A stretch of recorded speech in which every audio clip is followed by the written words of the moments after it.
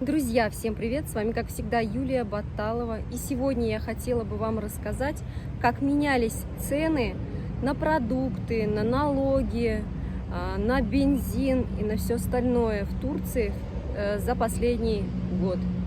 Так как мы больше года назад переехали в Турцию из России, а именно из Республики Татарстан, мы заметили и ощутили это все на себе.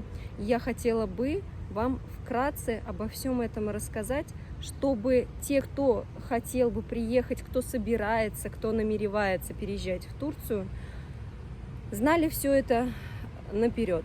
И, конечно же, хотела предупредить всех моих любимых хейтеров, что это ни в коем случае не сравнение одной страны с другой страной, так как все страны прекрасны, все люди на свете прекрасны, всех люблю и всех уважаю, поэтому это ни в коем случае не сравнение, где-то лучше, где-то хуже.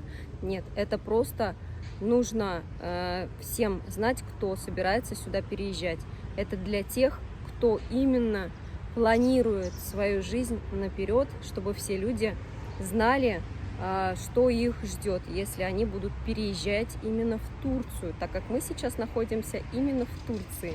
Еще хотела бы пояснить для своих любимых хейтеров, так как задают очень много вопросов, для чего мы сюда переехали. Мы переезжали в течение последних 3 лет в Турцию. Поначалу мы изучали этот вопрос, наверное, где-то около года.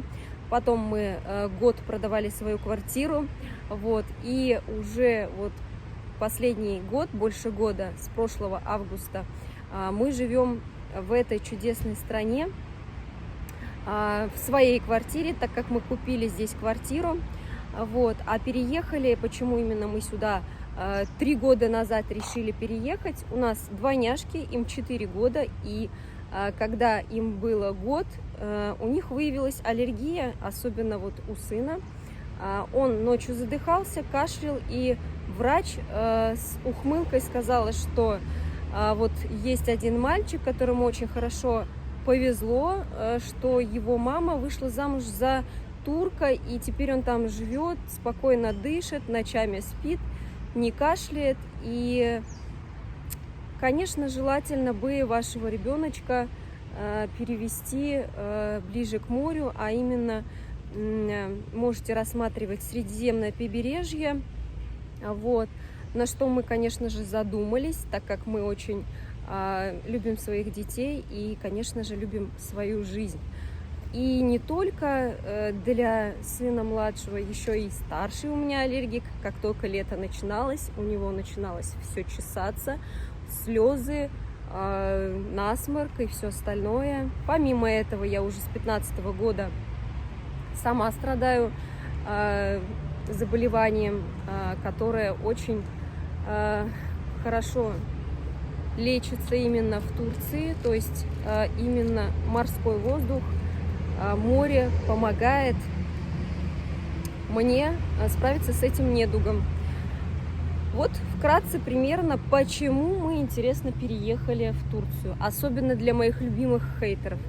Хейтеры, пишите больше комментариев, я вас люблю, на все ваши вопросы я могу ответить. Всем желаю хорошего дня и приятного просмотра. В Турции повысили налоги и сборы. Сегодня посмотрела все и собрала информацию по поводу этого. В общем, налог за телефон, привезенный из-за границы, увеличился с 6091 лиры до 20 тысяч лир. Налог на банковские и страховые операции, применяемые к потребительским кредитам и кредитным картам, увеличен с 10% до 15%. НДС увеличили с 18% до 20%. По товарам, где ставка НДС была 8%, подняли до 10%. Налог на азартные игры увеличился на 10%. Для совместных ставок на спортивные события 14% для ставок на скачки и 20% для всех других азартных игр. Пошлины на оформление документов будут повышены на 50%. Для нас важно это будет повышение, коснется на ВНЖ, нотариальные сборы, заверение документов, штрафы за оверстей, нотариальные уведомления, доверенности и судебные пошлины. Также Министерство торговли обнародовало подробности постановления, направленного на предотвращение чрезмерного роста цен на подержанные автомобили. Согласно решению, опубликованному до 1 января 2024 года, будет запрещено устанавливать цену на именно подержанные автомобили выше прейскуратной цены новых автомобилей. Штраф в размере до 300 тысяч лир будет применяться, если подержанные автомобили будут проданы выше текущей цены на новый автомобиль. Налог на транспортные средства будет также увеличен. До конца 2023 года налог на автотранспортные средства будет взиматься в двойном размере с вновь зарегистрированных турецких транспортных средств.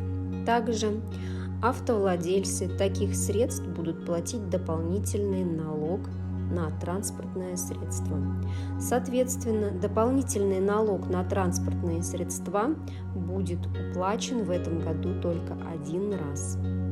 Бензин в Турции очень сильно подорожал. Бензин в начале 2023 года можно было купить за 23 лиры с копейками. Сейчас бензин уже около 39-40 лир. Вы можете наблюдать, специально для вас сняла, проезжала сегодня мимо заправки и очень удивилась.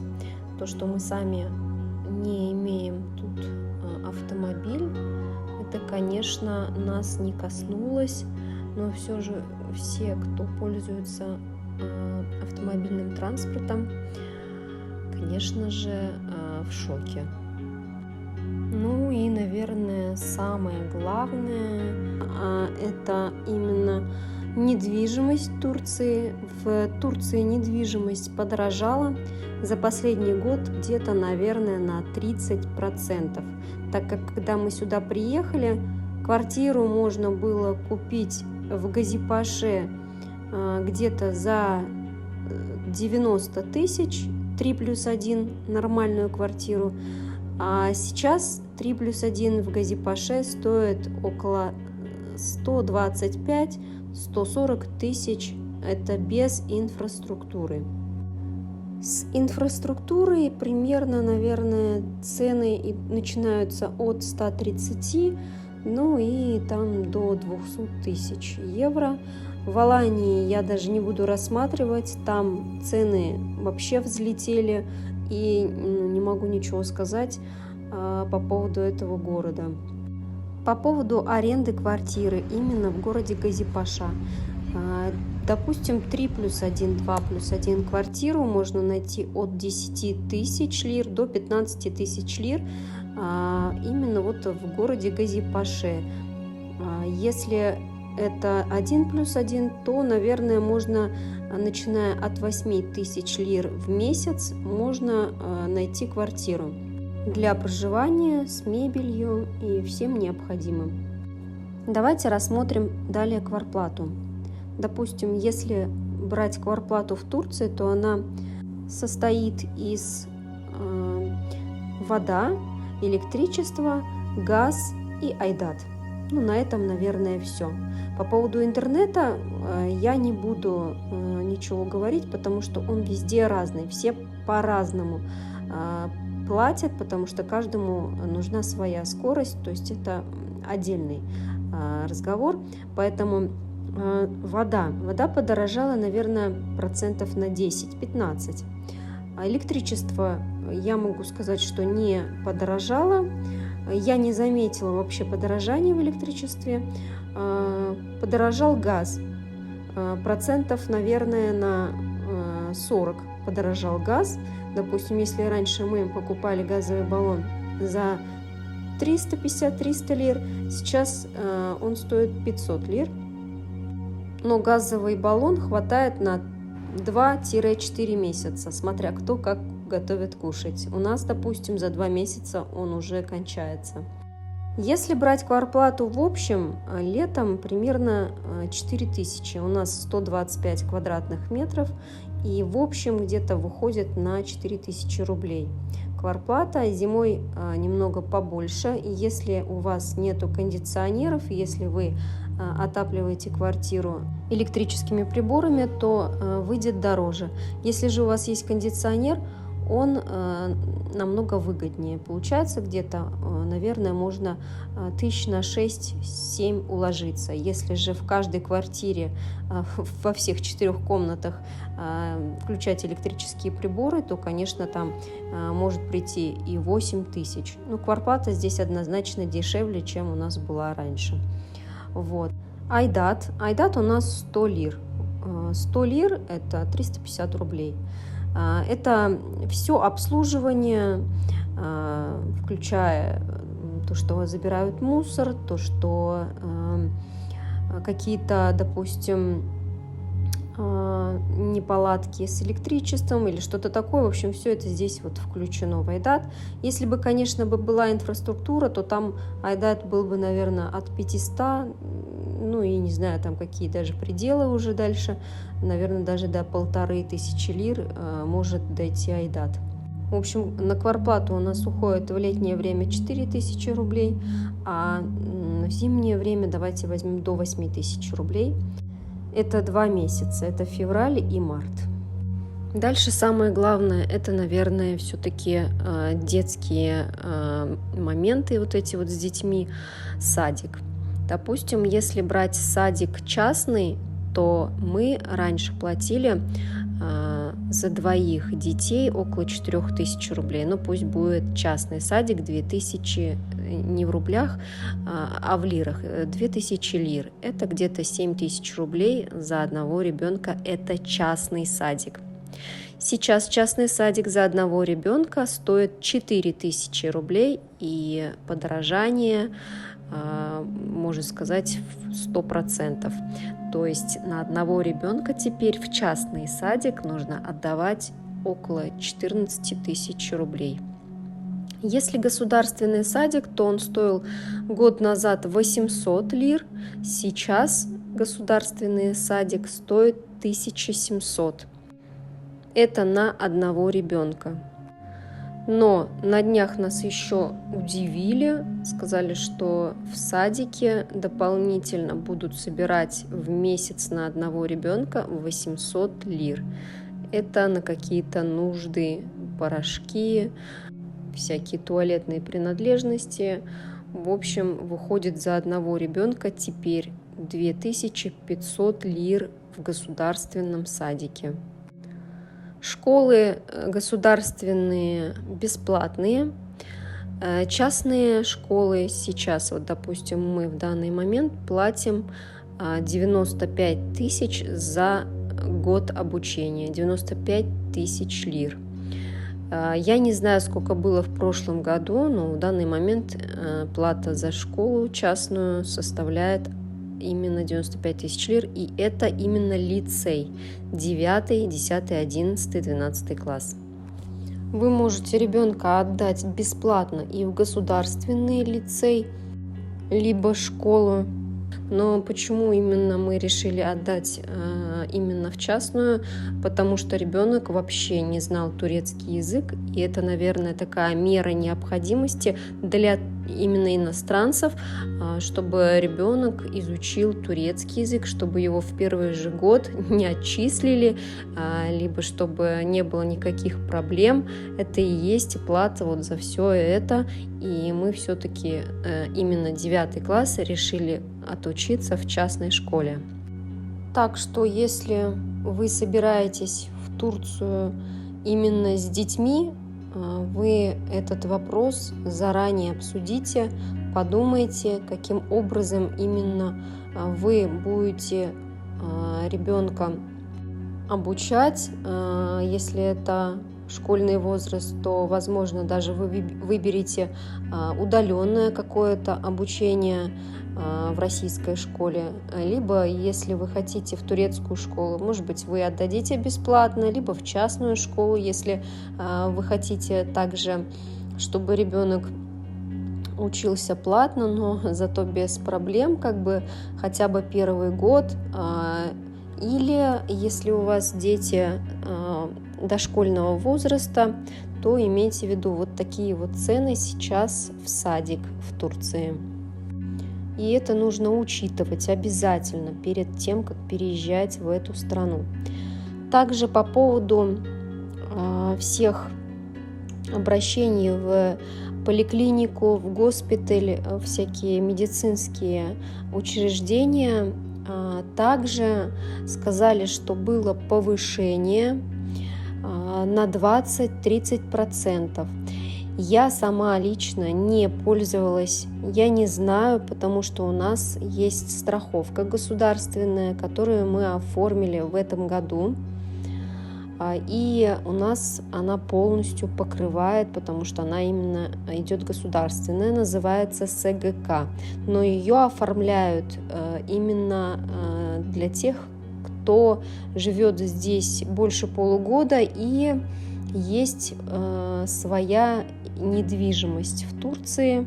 То есть у вас есть вид на жительство на 2 года. Нам, допустим, оформили именно эту страховку. И она, кстати, тоже подорожала. Мы платили 2100 в месяц за страховку, это в лирах. Сейчас мы платим 3200 лир. Это в месяц. Но зато мы обращаемся по всем вопросам. Также нам до 80% скидка на медикаменты. Так мы таким образом сделали дочке операцию бесплатно и приобретаем медикаменты с помощью этой страховки, и скидка очень даже хорошая. По поводу мяса. Мясо подорожало 100%. Потому что мы покупали мясо где-то около 200 лир, когда только мы сюда приехали, и для нас, в принципе, это было недорого. Но сейчас мясо стоит 350, если мякоть. Это именно в Газипаше, в других районах Турции я не знаю, сколько стоит мясо. У нас 350. Если мясо на кости для супа и мяса там предостаточно, вот я брала мясо на кости, именно ляжку, допустим, это была баранина, я ее покупала 250 лир за килограмм. В принципе, цена адекватная. И если брать куриное мясо, то по мне так куриное мясо здесь стоит так же, как и у нас раньше, где мы жили, в Татарстане. Цены примерно одинаковые. Да, когда мы только приехали, цены здесь были очень дешевые. Допустим, если мясо куриное стоило 30 лир за килограмм, сейчас оно стоит где-то 90 лир за килограмм. Именно вот та часть, которую я раньше брала. То есть повышение где-то 300%, можно сказать. То есть вы представляете, да, за килограмм куриного мяса раньше было где-то 120 рублей, потому что когда мы только приехали, лира стоила 4 рубля. Сейчас лира к рублю стоит 3,58, где-то так. Ну пусть будет 3,5 рубля за 1 лиру. Здесь, если брать цельную курицу, то она стоит в районе 50-60 лир за килограмм.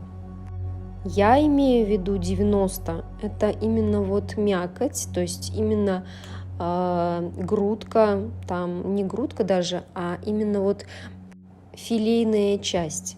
Стоит так. Если брать цельную, она дешевле, потом грудка вот тоже на косточке, тоже она примерно также 70-60 лир стоит. И если брать, допустим, ножки, ляжки, они здесь почему-то намного дешевле идут. Даже можно найти за 40-50 лир за килограмм.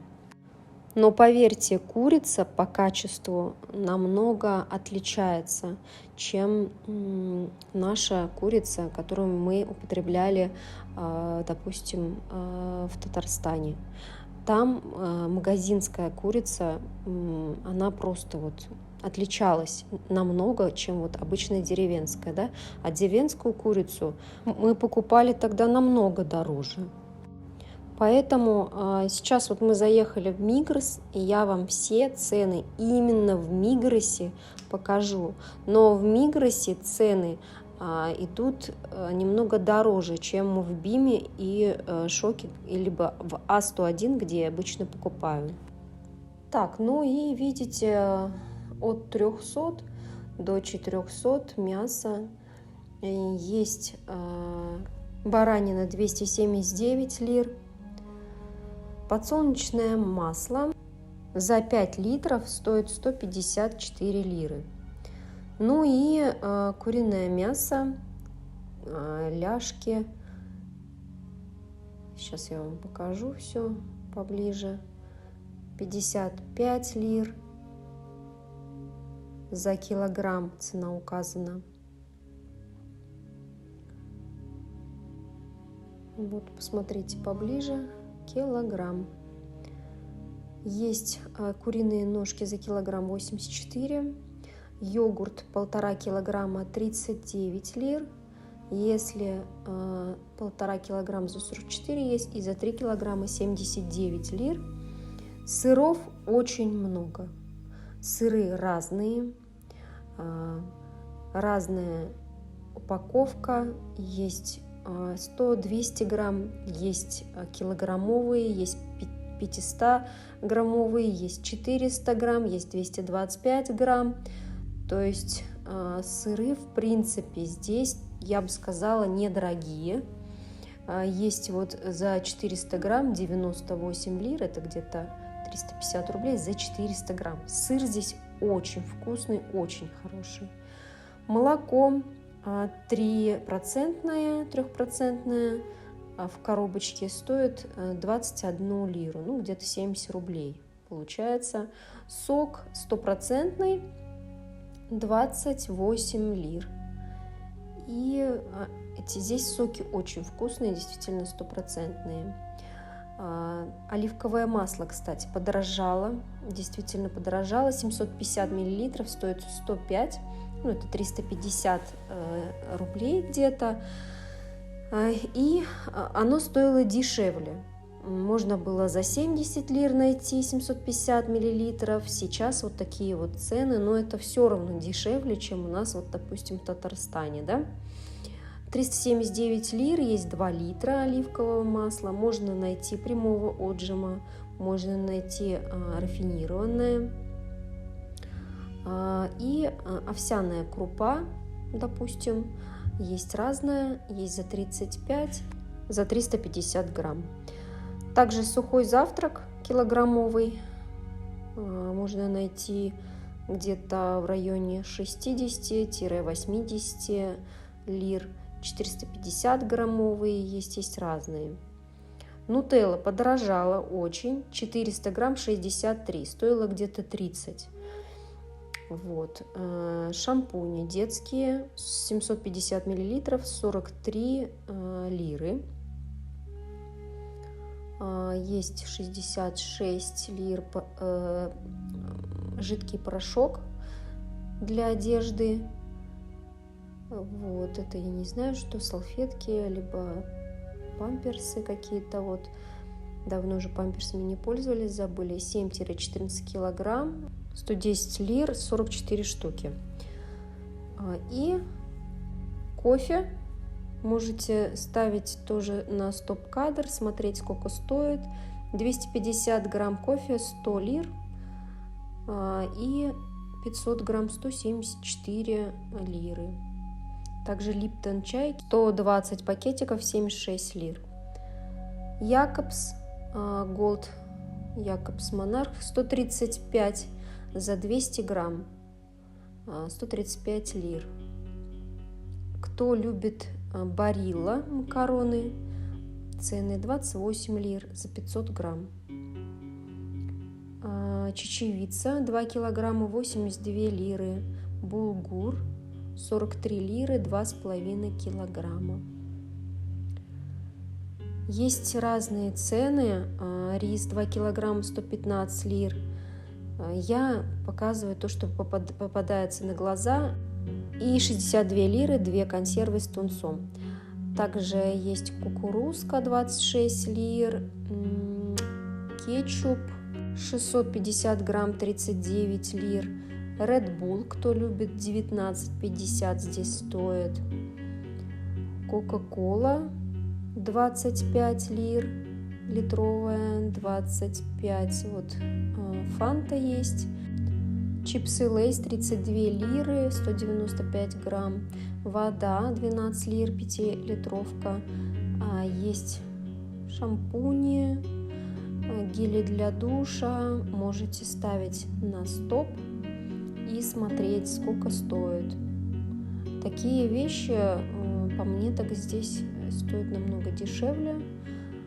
Вот. Всякие Head and Shoulders, Pantene. Они здесь недорогие. Краски для волос. Я не пользовалась такими. Я не знаю, сколько они стоят, сколько они стоили в Татарстане. Мыло 4 штуки. Дезодоранты женские, мужские. Там все для бритья. Тоже смотрите. Кто чем пользуется, останавливайте, смотрите, сколько стоит. Нивея, Арко. Зубные пасты.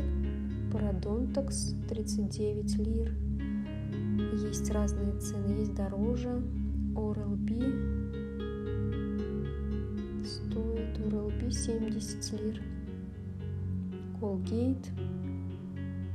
Есть детские пасты.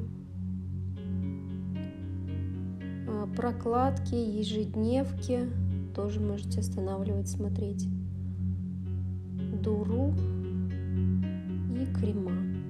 Крема для лица, для тела. Ну и, конечно же, алкоголь. Алкоголь 42 лиры за бутылочку. Есть немножко дешевле, 39. Это если брать по несколько штук упаковкой. И шампанское.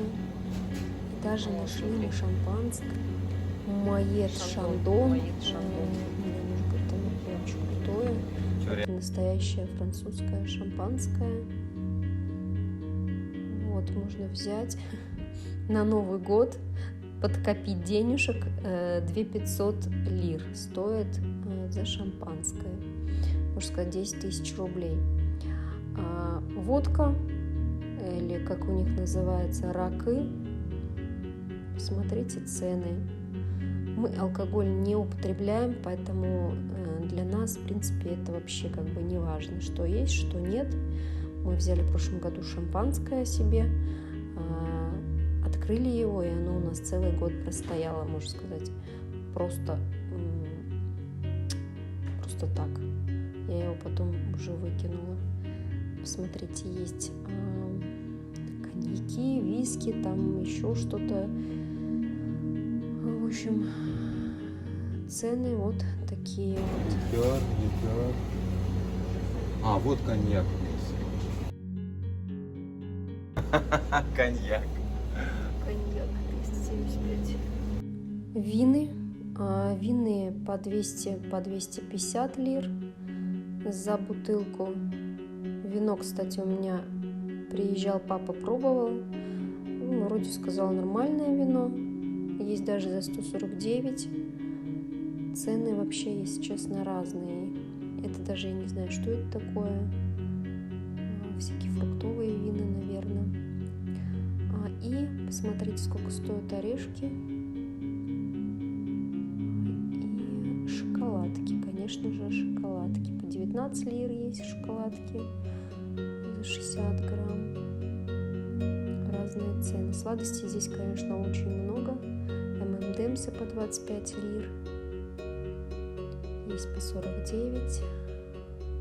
Твикс экстра большой 75 грамм 25 лир. 50 грамм 18 лир.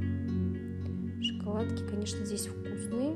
Милку я здесь не брала, милка здесь дорогая. Милка у нас в Татарстане была, конечно, намного дешевле. Вот такие вот цены. В принципе, везде, мне кажется, цены растут. Не только в Турции, они растут и в других странах тоже. Ну, яблоки, фрукты, овощи я уж вам показываю каждый раз на рынке. В Мигросе они немного отличаются. Дынька есть вот за 12 лир. Арбуз 19, на базаре 10. Ну что, друзья, вот таким вот образом мы сегодня прогулялись с мужем. Такое вот видео я вам сегодня сделала. Почему раньше я вообще как бы не задумывалась об этом? Я видела часто, что блогеры такие ролики делают, то, что как будто бы там Турция, типа, жить невозможно, там цены, все такое, вот такие вот всякие превьюшки делают на видео. Но для меня было это дико, потому что когда год назад мы сюда приехали, цены были ну просто очень сладкие, то есть цены были несравнимо дешевле, чем у нас, допустим, в Татарстане, да, и я не говорю, что, допустим, то, что цены здесь подорожали, что эта страна плохая, либо раньше было в Татарстане все так прям дорого, и эта страна плохая. Нет, конечно же нет.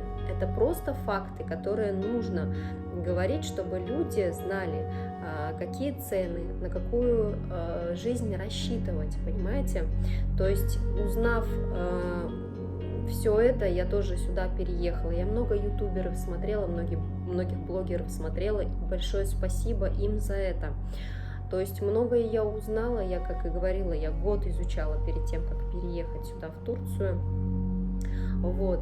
Никакие там политические ситуации меня не сподвигли переехать именно в эту страну. Нет, именно хотелось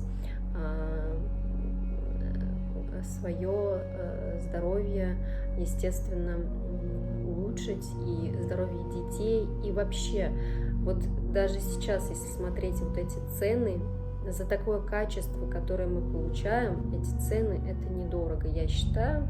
Я еще сниму обязательно видеоролик, именно сравнение цен. Еще раз повторяю, не сравнение стран, сравнение цен. Для меня все страны, все народы – это одно целое, для меня земля одна целая, и у меня нет вот этих вот ограничений в голове в виде границ каких-то между странами. Нет такого, естественно. Это обычные люди придумали, и почему я должна сейчас вот эти вот ограничения у себя рисовать тоже в голове? Нет, конечно. И вообще вам не советую. Почему? Потому что, мне кажется, это просто вот придуманное, надуманное, все, что люди годами там придумывали, копили, и это все, если у себя в голове копить, то можно просто свихнуться. Как, кстати, некоторые пользователи YouTube, которые мне пишут всякую чушь, какую-то несуразицу несут, в виде того, что типа там переехали, зачем переехали. Так, во-первых, как бы человек должен вообще понять, с кем он разговаривает, да, то есть человек не знает, с кем разговаривает. Вот, и я являюсь татаркой по национальности, и мой язык родной – это татарский язык. А мне этот человек пишет вот это.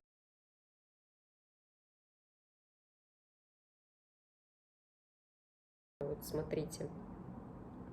И моем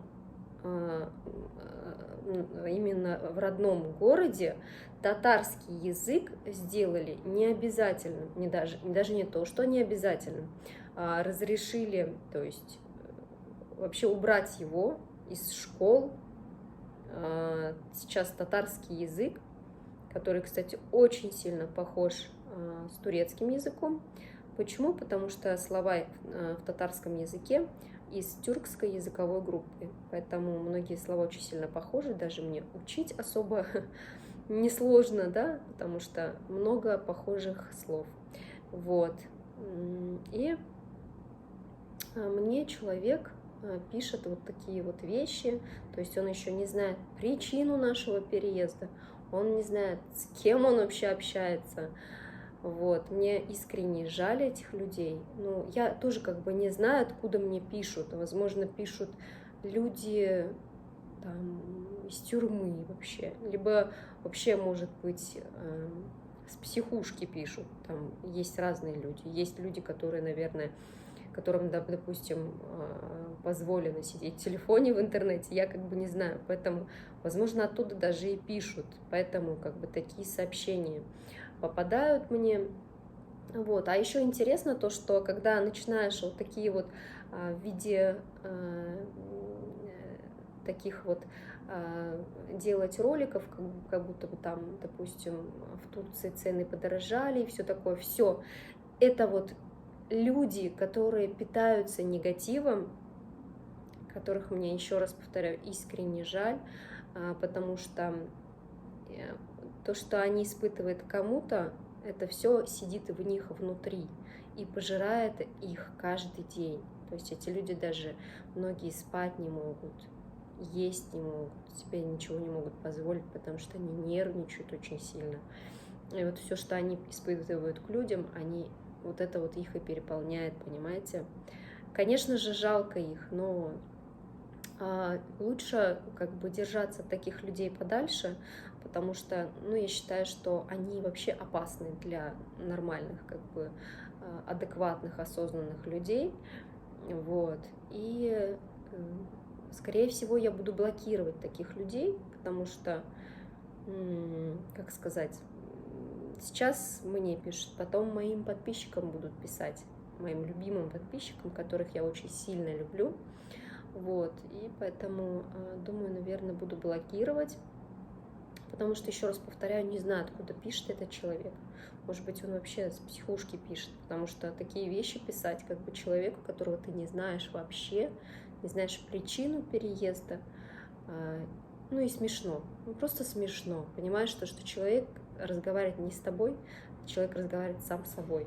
Вот он придумал в голове свои какие-то ограничения, ему нужно это доказать, потому что он сам-то на 100% в это не верит, потому что ему нужно, он живет в этом, ему нужно понимать, что это правда, вот, ему нужно питаться негативом. И всегда, вот когда вот такие вот ролики делаешь, в общем, как вот падальщики, накидываются такие люди, которые питаются негативом. Так вот, мне искренне вас жаль. Желаю вам, конечно, скорейшего выздоровления, вот, и побольше радостных, веселых моментов, чтобы у вас не было негатива внутри, чтобы, наоборот, был только позитив, счастье, радость жила в душе вашей, потому что, поверьте, чем больше будет радости, она будет накапливаться, и она будет излечивать все ваши болезни. Искренне мне жаль, конечно, таких людей. Вот. И обязательно я сделаю ролик сравнения цен. Допустим, вот попрошу маму, чтобы она сняла в Татарстане какие цены и какие цены здесь, чтобы конкретно уже понять, насколько здесь подорожание, потому что все равно я не могу сказать, что здесь дорого. Ну и за такое качество. Качество просто обалденное. Я очень люблю, как бы, допустим, куриное мясо здесь, да. Допустим, мне тоже пишет один вот человек, тоже он больше, наверное, ведет монолог, чем диалог. он говорит вот в одном направлении. То есть я сейчас кушаю говядину, каждый день шашлыки ем, в Турции ел овсянку. Но овсянку я и в Татарстане ела, во-первых, а красное мясо, говядину, я стараюсь меньше кушать. Ну, потому что я считаю, что это вредно. Но это как бы мое мнение, я не навязываю никому. Вот. Больше я стараюсь есть рыбу и мясо птицы. Вот. Это тоже на подсознательном уровне, это, конечно же, не могу навязывать, еще раз повторяю, никому. Вот. И я сниму обязательно, чтобы люди видели, какие цены, потому что некоторые живут как будто бы в каком-то, не знаю, в каком-то тумане, где кто-то там им вбил в голову, что у них там все хорошо, а в другом месте плохо. Еще как бы есть такой момент у людей, что вот человек родился, уже даже вот, наверное, замечаете, но, допустим, если ребенок у вас что-то не такой, как остальные, то ты начинаешь там, обычно родители начинают там, вот, смотри, какой он, а какая ты, тебе нужно вот лучше быть, чем он. Вот такие вот вещи, они портят с детства людей, и люди вырастают именно вот такие, потому что цель их становится жить лучше кого-то, иметь на 2, на 3, на 4 больше, чем у кого-то. Если у кого-то одна машина, то обязательно нужно, чтобы у него было 2 машины. Если, допустим, человек получает 100 тысяч рублей, значит, для него показатель хорошей жизни, то это надо получать обязательно 150 тысяч рублей.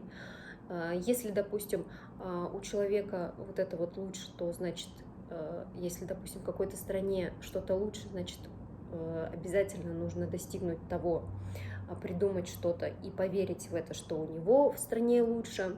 То есть вот такие вот моменты, они, конечно же, и, наверное, с ума сводят людей. Нужно меньше, нужно опустить это все, нужно, не знаю, как-то избавиться от таких мыслей.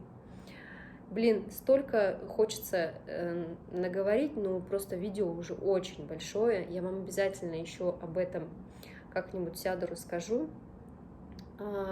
Сейчас хочу всем пожелать счастья, здоровья, радости, веселья. Побольше, чтобы в вашей душе была доброта, потому что именно все, что вы испытываете к людям, оно именно находится в вас.